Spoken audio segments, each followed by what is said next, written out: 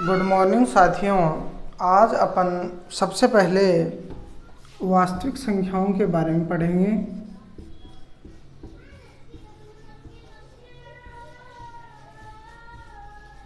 वास्तविक संख्याएं। अब देखो, वास्तविक संख्याएं क्या होती हैं, कैसे होती हैं, अपन इस सब की बात करेंगे।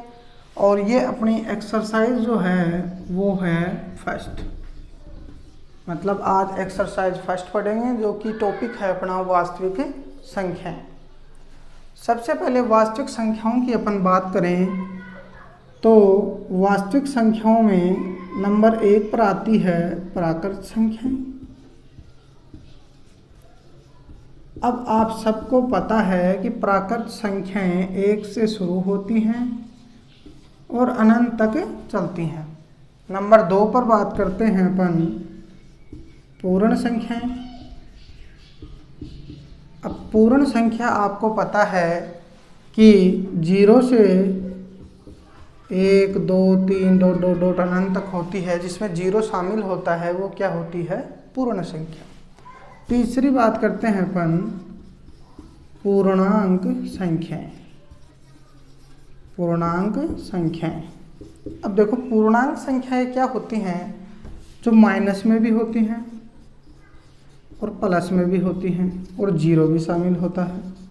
मतलब जो टोटल ऑल सभी संख्याएं वो क्या होती हैं? पूर्णांक संख्याएं। ठीक है, आपको पता भी होगा ये शायद।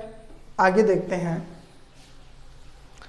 ये जो प्रश्नावली है एक की, उसमें अपन महत्तम यानी एलसीएम और एचसीएफ की चर्चा करेंगे और देखेंगे कि कैसे क्या मान आता है। तो सबसे पहले अपन बात करते हैं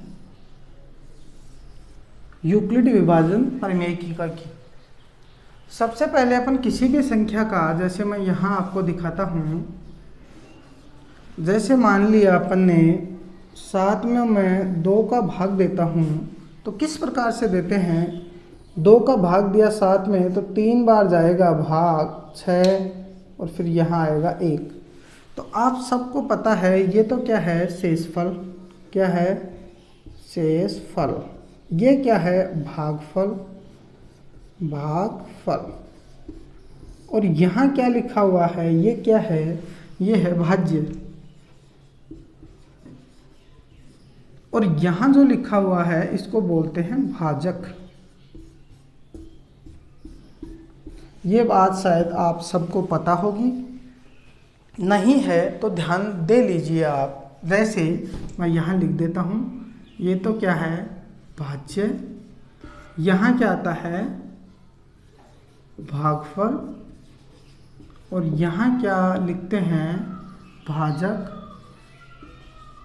और यहाँ जो इसमें माइनस करके जो बचता है वो होता है शेषफल। अब एक बात और करते हैं अपन। जैसे यही सवाल मान लिया अपन ने, जैसे 7 में अपन ने 2 का भाग दिया, 3 बार गया, 6 बचे शेष, यहाँ 1 आया शेषफल। वापस मान लो यदि अपने को 7 लेके आना है तो कैसे लेके आएंगे? आपको पता भी है 7 कैसे आएगा? इस 2 को 3 से मल्टीप्लाई करेंगे, 2 × 3 + 1, और जो शेषफल है उसको अपन ऐड करते हैं। यही होता है। देखो 7 बराबर 2 को 3 से गुणा किया 6 + 1, 7 बराबर 7 आ गए। इसी प्रकार करते हैं। तो मैं इसको ऐसे भी लिख सकता हूँ, जैसे ये 2 है, यहाँ वाला 2, ये क्या है? भाजक। तो मैं इसको लिख सकता हूँ भाजक। ये 3 क्या है? ये 3 है ये वाला। ये 3 क्या है? भागफल। तो इसको मैं लिख सकता हूँ गुणा भागफल। यहाँ +1 तो ये +1, 1 क्या है? ये रहा, और 1 क्या है? शेषफल। तो ये क्या है? शेषफल। और फिर मान किसका आया? 7 का। यहाँ 7 क्या है? भाज्य। तो यहाँ मैं लिख सकता हूँ भाज्य। ठीक है, मैं एक बार इसको मिटा देता हूँ।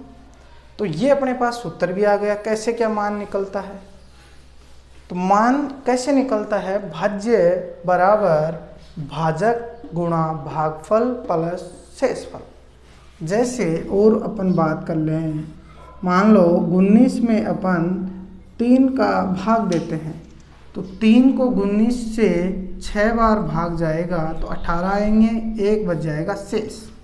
यही होगा, यही होगा कि नहीं होगा, यही होगा।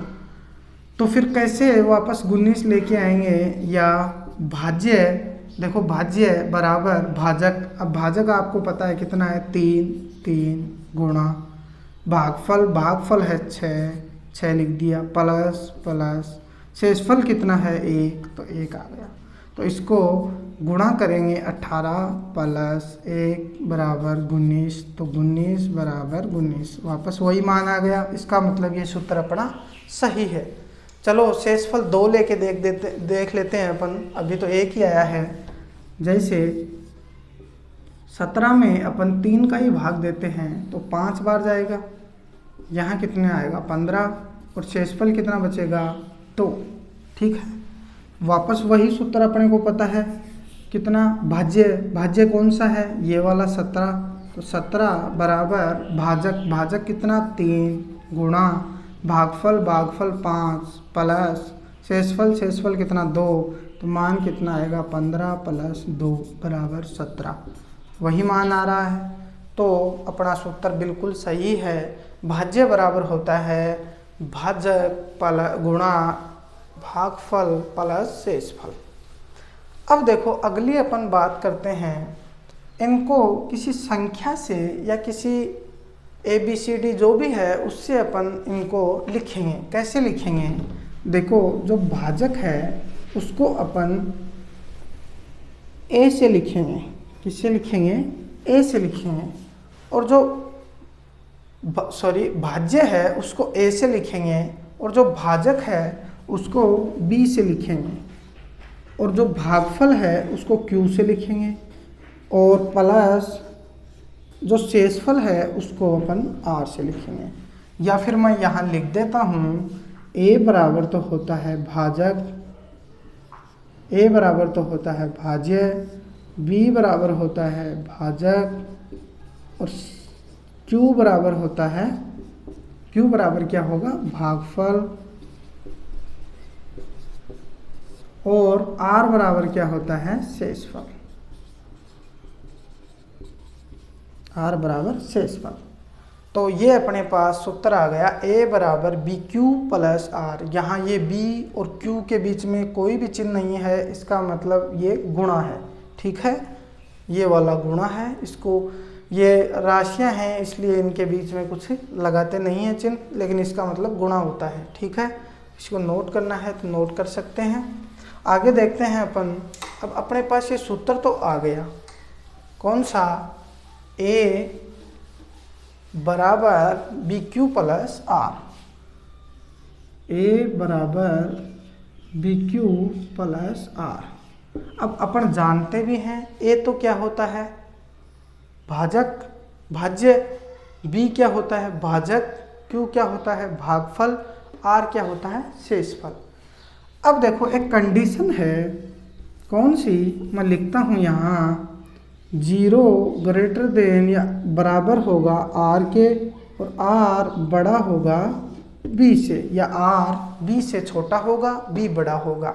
ठीक है, कैसे है ये कंडीशन देखते हैं, इसकी चर्चा अपन करते हैं। सबसे पहले आपको पता है B क्या होता है, ये रहा B क्या है, B है भाजक, भाजक। जो भाजक है वो क्या है B, और जो R है, R क्या है शेषफल, R है शेषफल। अब देखो मेरे को एक बात बताओ, अपन अभी अभी भाग दे के देखा था, 7 में अपन ने 3 का भाग दिया था, तो 3 का भाग 7 में 2 बार जाएगा, 6 आएगा, मान कितना आया 1। 3 का भाग मान लो मैं 6 में देता हूँ, 3 दूनी 6, शेषफल 0। 3 का भाग मैं 8 में देता हूँ, 3 दूनी 6, शेषफल 2। और 3 का भाग मैं 9 में देता हूँ, 3 तिया 9, ये 9, ये 0। अब एक बात मेरे को आप बताओ, मैंने 3 को 6, 7, 8, 9 में भाग दिया तो मान शेषफल में कितना आया? 0, 1, 2, फिर वापस 0। अब यहाँ ये 3 क्या है आप मेरे को बताओ। यहाँ ये 3 देखो, मैंने अभी भी आपको बताया था, यहाँ A, यहाँ B और यहाँ Q और यहाँ बट्टे में R। यानी ये तो हो गया भाज्य, ये हो गया भाजक और ये क्या हो गया? भागफल। और ये क्या हो गया? शेषफल। यही बात है, ठीक है। तो यहाँ देखो बी क्या है? बी क्या है? भाजक। तो ये तो हो गया भाजक। बी क्या है? भाजक। आर क्या है? शेषफल। आर क्या है? शेषफल। ये 0, 1, 2। अब देखो ये लिख रखा है बी का मान बड़ा होगा किससे? आर से। अब बी का मान लिया, भाजक कितना है? 3 है। ये बड़ा है किससे? आर से। आर का मान क्या क्या है अपने पास? 0, 1, दूसरा 2। ये 3 मान आए, ये तीनों मान बी से बड़े हैं कि नहीं हैं? तो इसका मतलब क्या हुआ? जो आर का मान है वो छोटा आएगा। ये यहाँ मैं लिख सकता हूँ बी ग्रेटर देन आर, या फिर इसको ऐसे भी लिख सकते हैं आर ग्रेटर देन बी। जिस साइड जिसका मुंह बड़ा है वो बड़ा होगा। तो इस साइड खुला हुआ है मुंह, तो ये ये बी बड़ा है, तो आर से बड़ा होगा हमेशा, हमेशा आर से बड़ा होगा। कौन? बी। और 0 के बराबर होगा या फिर बड़ा होगा आर। अब देखो ये जो 0 है, 0 के बराबर है कि नहीं है आर? ये शेषफल ही तो है, तो ये बराबर भी है, बड़ा भी है, 1 भी आ रहा है, 2 भी आ रहा है, तो ये 0 से बड़ा या बराबर होगा। आई बात समझ में? आज सिर्फ अपन इस चैप्टर की जो मुख्य बातें हैं वही पूरी करेंगे। कल प्रश्नावली के क्वेश्चन हल करेंगे। एक बात और बताता हूँ आपको इसी में, जैसे सम संख्याएं होती हैं, एक विषम संख्याएं होती हैं, सम संख्याएं, और एक होती है विषम संख्याएं। अब आप सब जानते हैं सम संख्या कौन सी होती है, विषम संख्या कौन सी होती है। एक बार फिर से बता देता हूँ, मैं भी बता देता हूँ भाई। सम संख्याएं वो होती हैं जिनमें 2 का पूरा पूरा भाग जाता हो, वही होती है सम संख्याएं। और विषम संख्याएं कौन सी होते हैं? जिनमें स्वयं का और 1 का भाग जाता हो, वो क्या होते हैं? विषम संख्या। आप सब जानते हैं। लेकिन आपको ये भी पता होना चाहिए जो सम संख्या होती है वो क्या होती है? 2n या 2n की गुणज होती है। मतलब यहाँ n या m, n बराबर 0, 1, 2, 3 कुछ भी मान रखो, यहाँ m बराबर भी 0, 1, 2, 3 कुछ भी मान रखो, यदि 2 से गुणा है तो वो कैसी संख्या होगी? सम संख्या होगी। ये आपको पता है। जैसे यहाँ ये 2n है, मैं इस n का मान लो 3 ले लेता हूँ, n बराबर 3 ले लिया, विषम संख्या है 3 ले लिया, तो इसका मान इसमें रखेंगे तो 2 गुणा 3 बराबर 6। कैसी संख्या है? सम संख्या। जैसे सम ले लेते हैं, 2 गुणा 4 ले लिया तो भी कैसी संख्या आई? 8, सम संख्या। तो n को 2 से गुणा करेंगे तो कैसी संख्याएं आएंगी? सम संख्याएं आएंगी। दूसरी बात ये विषम संख्याएं हैं, आप सब जानते हैं। लेकिन यदि इनको 2 से गुणा करके 1 जोड़ दिया जाए, यहाँ n क्या होगा? 0, 1, 2, 3 डॉट कुछ भी हो सकता है। तो जैसे n का मान मैं 0 रखूँ इसमें, तो 2 गुणा 0 प्लस 1 तो ये मान कितना है, तो 0 हो गया, ये एक विषम संख्या आई, ये क्या है, विषम। यदि मैं 1 रखूं तो 2 गुणा 1 प्लस 1, 2 को 1 से गुणा किया 2, 2 और 1 3, ये भी कैसी है, विषम। अगली अपन बात करें, यदि 2 गुणा 2 रखें n का मान प्लस 1, तो 2 दूनी 4 प्लस 1 5, ये भी कैसा आया, विषम। तो इसका मतलब ये सूत्र भी अपने को याद रखा है, 2n + 1 का मतलब होता है विषम संख्या, ठीक है, और सम संख्या का मतलब है 2n, ठीक है। अगली एक लास्ट बात और कर लेते हैं अपन, उसके बाद में अपन कल से क्वेश्चन स्टार्ट करेंगे। लगभग अपन ने बात कर ली हैं, फिर भी एक बात और देख लेते हैं अपन। वास्तविक संख्याओं में एक परिमेय संख्या और एक अपरिमेय संख्या का नाम जरूर आएगा, परिमेय, अपरिमेय। अब अपरिमेय संख्याएं कौन सी होती हैं? अपरिमेय संख्याओं का मतलब है जैसे √5, √3, √2, ये कैसी संख्याएं हैं, अपरिमेय। इनका मान अपन डायरेक्ट नहीं निकाल सकते, जो अंडर रूट में होती हैं। जैसे √16 है, ये क्या है, परिमेय संख्या है। क्यों? क्योंकि इसका मान अपने को पता है कितना होता है, 4।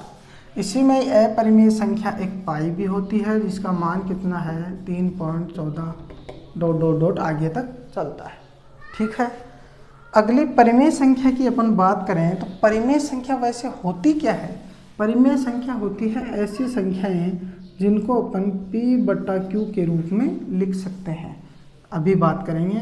और जहाँ क्यों 0 नहीं हो सकता, जहाँ क्यों क्या नहीं हो सकता, 0 नहीं हो सकता, उस संख्या को क्या कहते हैं, परिमेय संख्या। जैसे p/q का रूप का मतलब हुआ 5/2। अब इसका कुछ ना कुछ मान आएगा, तो ये कैसी संख्या है, परिमेय। जैसे इसको सरल करेंगे, 2 दूनी 4.5, तो ये क्या हुआ, ये एक परिमेय संख्या है। या फिर मैं इसको ऐसे लिख सकता हूँ 2/5, इसका भी कुछ ना कुछ मान आएगा, तो ये भी क्या है, परिमेय संख्या। p/q के रूप में जो संख्या होगी वो क्या होगी, परिमेय संख्या। और जो पूर्णांक संख्या हैं जैसे 4, 3, 1/2.5, ये सभी क्या होंगी, परिमेय संख्याएं होंगी, ठीक है। आज के लिए बस काफ़ी है इतना ही, बाकी क्वेश्चन करेंगे कल। धन्यवाद।